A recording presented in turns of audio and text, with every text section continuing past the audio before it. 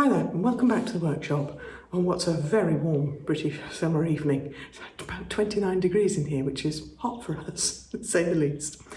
As the lads have taken the engine apart, this gave us a great opportunity to have a really close look at it. It'd be like a kind of three-dimensional X-ray.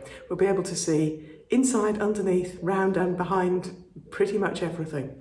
So, to guide us, I brought the instruction manual with me because Lagonda Limited from Staines, in their instruction manual, assure us that the photographs and line drawings which follow will, with the reading matter, give a thorough insight into the design of this power unit. And really, who wouldn't want a thorough insight into the design of this power unit? We start with some general characteristics. 6 cylinders, bore 75mm, stroke 120mm, capacity 3,181 cubic centimetres. So Lagonda in their wisdom started off by explaining about the sump and the oil system. So shall I? Perhaps it was a bit pessimistic of Lagonda, but the oil system, as do most of the key adjustable bits like the carburetors, the fuel pump, water pump and so on, all sit on the near side of the car. So whether Lagonda was a bit pessimistic, thought you were quite likely to end up breaking down and need to safely mend it, I don't know, or whether that's just serendipity.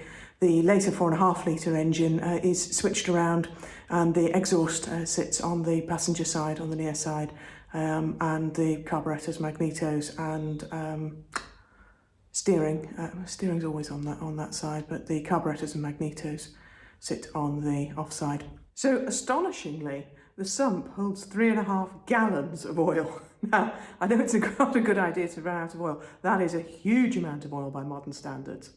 Apparently you have to keep it filled through the filler cap situated on the near side of the engine. Have a look at that in a minute.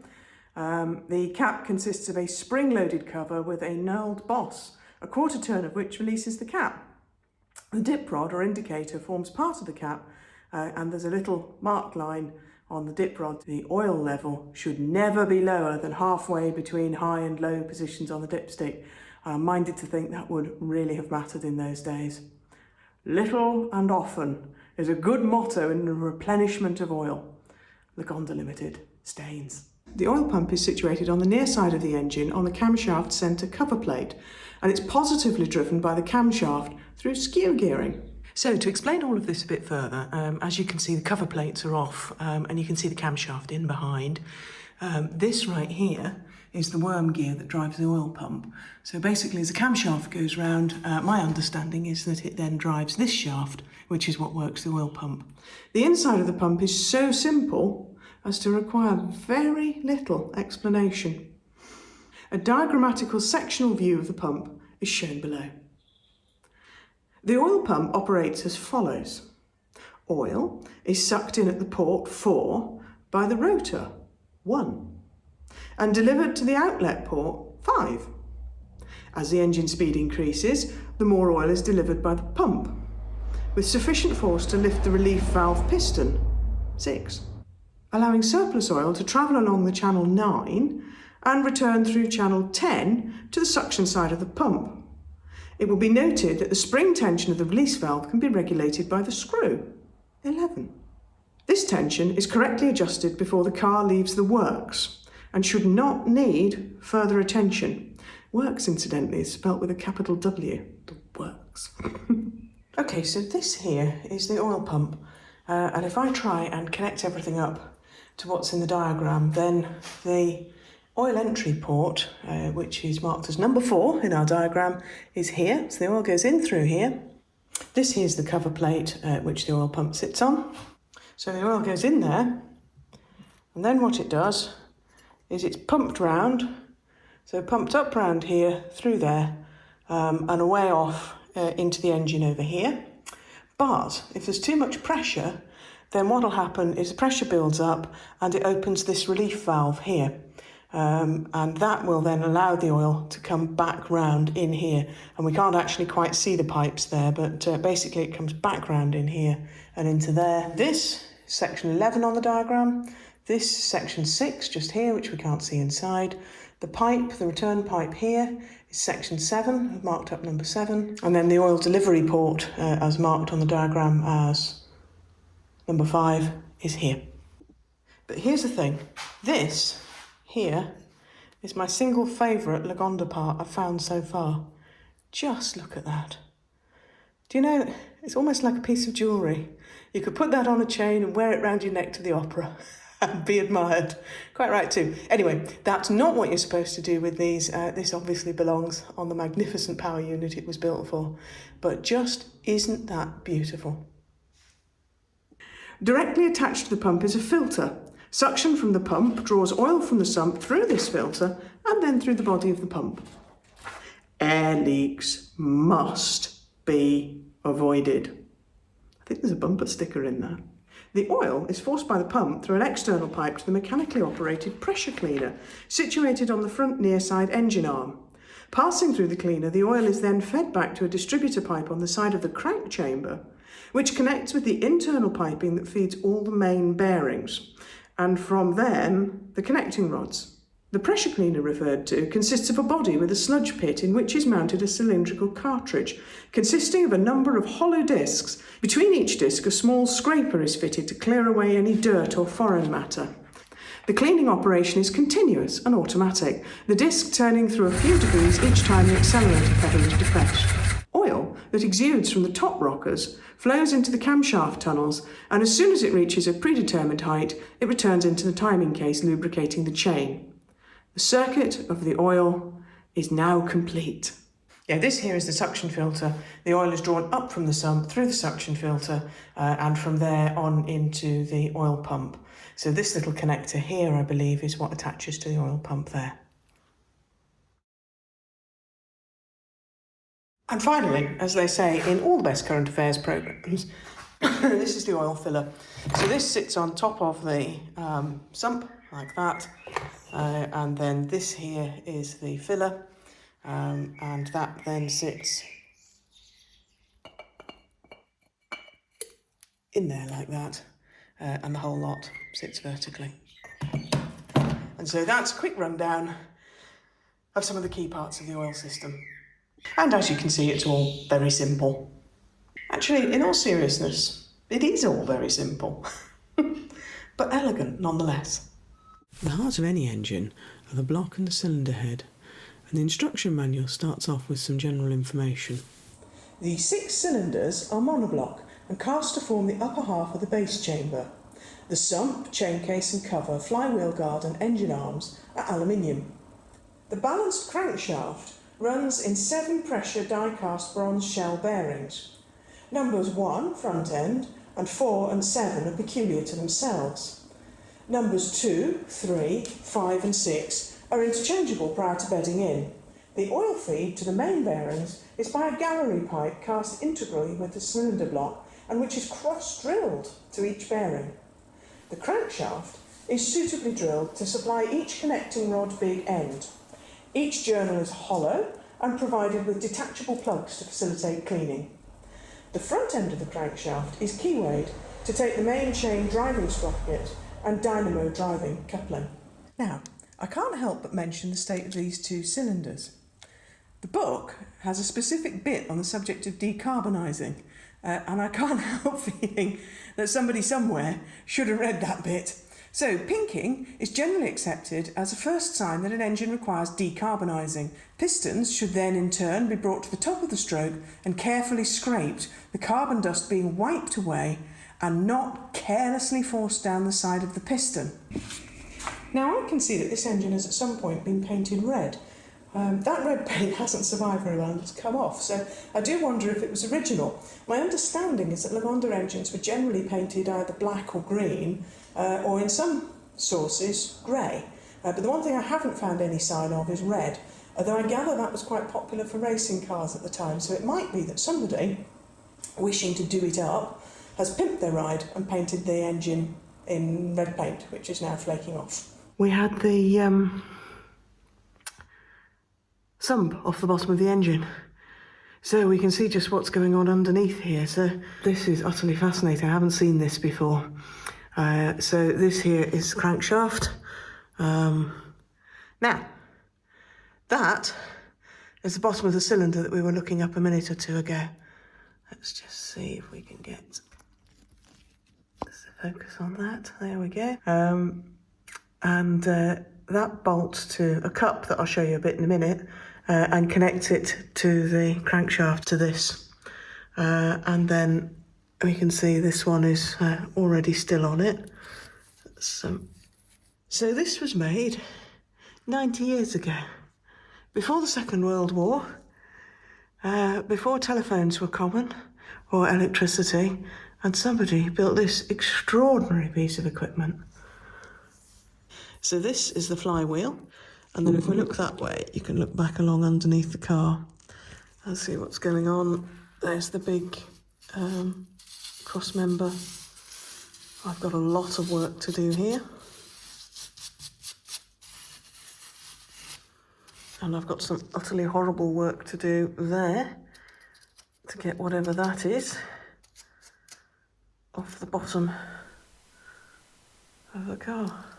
But absolutely extraordinary under here, if a little claustrophobic. I tried going on a sunbed once. That made me feel very peculiar as well. Right, try and find my way out from under here.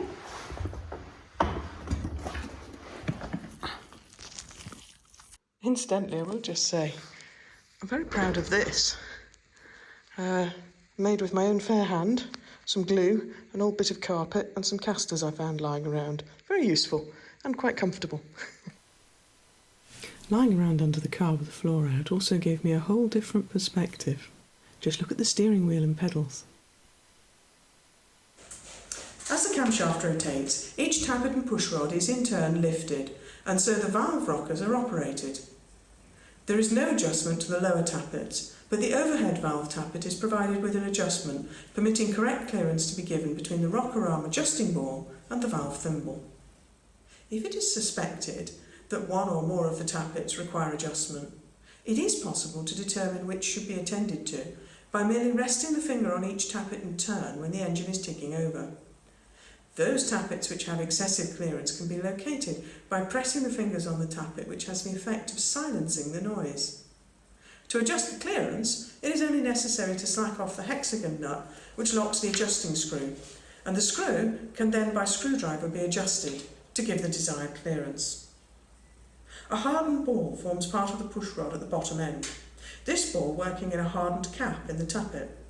Pushrods cannot be withdrawn without first removing the camshaft covers. It will be found that the return springs are fitted at the bottom of each rod, and that the spring retaining plate must be removed before the rod can be withdrawn. The camshaft being submerged in oil, it is necessary to drain the tunnel before removing the side covers.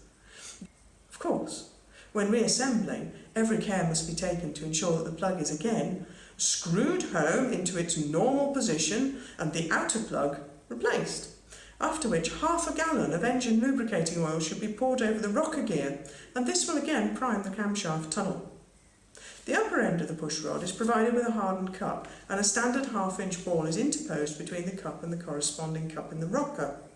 Care must be taken to ensure that these balls are not misplaced or dropped into the head itself should the rocker gear or head be dismantled. On the top of each valve stem is a hardened thimble, which engages with a hardened ball attached to the tappet adjusting screw. In this case, also, care must be exercised that these thimbles are correctly in position. Each valve is fitted with two springs, known as inner and outer. Right, so these are all the bits then that operate the valves. So, they've all been taken off and stripped off quite carefully in order. This is the connecting rod that actually works the first set of valves here, the first valve here closest to the bulkhead. I know that because the ball bearing is still sitting in that one. Some of them were seized in when Paul and Steve came to strip it down. Anyway, that there is the connecting rod. As you can see, it's got the spring on one end. And to carefully use this one just to illustrate because it's free, but this is the bit which then sits on the, well, it's not as free as all that, but this is the bit that then sits on the camshaft, and the idea is that this bit at the end here would spin, and that would be more efficient thing. So that sat on the camshaft, and the connecting rod then sat inside that. You can see it's got a wee curve in it down there, and this also has a wee curve just here, so that would sit in there. and then you've got the space for the ball bearing at the other end, and the whole thing went through the side of the cylinder head. This then, and I need to be careful with this to make sure I don't turn it around. So this is the bulkhead end. This is the rocker that connects to that first push rod. And so basically each rocker would operate one valve, so either an exhaust or an inlet valve. And these here are the little adjusting screws that the instructions were talking about. So it's got 6 cylinders, so you've got 2 of these. Absolutely fascinating and such gorgeous things. The cylinder head though is so heavy that I can't actually move it by myself, so it just has to sit there and we'll have to look at it from this side. You can see the exhaust manifolds are still on, so that is the offside, and the near side is this side here. So these then are all the valves where they sit. There are overhead valves. So in the 1930s many engines didn't have overhead valves. These were pretty fancy for the time, as I understand it. So now the next thing to tell you about is this slot along the bottom here. And that's of interest because this is where the connecting rods go through from the camshaft to come up and operate the valves. So this is our old friend, the connecting rod that we were looking at just before. And if I just pop that in there, that's roughly where that would have gone. This is the bulkhead end of the cylinder block, so that's roughly where it lived. So back in its home, and it would have operated this valve here. And I'm going to say that's an inlet valve, looking at where the exhaust manifold is. So a couple of other things to show you on the cylinder head. This end is the end that connected to the water pipe. Now the water pump's at the other end actually, but the water was pumped all the way along, and then this is the bulkhead end. You can see there that my dad's had a few bits of trouble with that over the years. And he's actually sealed that up with stag. I don't know that many people used it on cars, but there you are, lateral thinking was his speciality. At the other end then, this is the connector for the radiator. So this, now we're at the front end, and we're looking up from underneath. So actually that pipe, then there was a hose coming out of that which went up to the top of the radiator. This is the other end of that slot. So what would have happened is that this connecting rod, being at the bulkhead end, would have come up here, and it would then have been working its inlet valve, and at the bottom, attached to the camshaft, would have been one of these, which actually these seat, the little hole that those seat in. I'm going to need to go find a light for that, but basically these seat inside here, and this bottom bit then, we can see it here. So this bit then would seat in here, as I understand it, and the bottom part of it here would run along the lobe of the camshaft.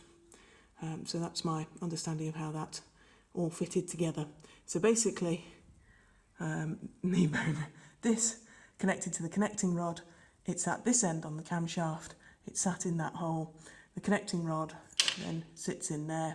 Bit's fallen out of that, hasn't it, as I'm talking, and then came up through there in order to operate its valve on its side of the rocker, and all the valves then are on the other side of the rocker. Valve timing. The firing order is 153-624, counting the cylinder nearest the radiator as number 1.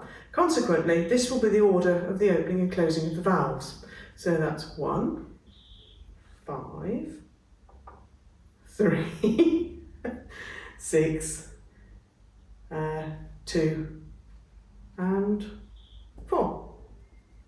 But it's as well, while on the subject of the valves, to give the valve timing diagram, without which no instruction book is complete. And incidentally, neither is any YouTube video. If you've enjoyed this video, please take a second to like and subscribe, particularly this time as I just need a few more watch hours in order to be able to generate some ad revenue, which would be a very welcome addition to the Celia kitty. So it's a huge thank you to you as ever for watching, and bye-bye for now.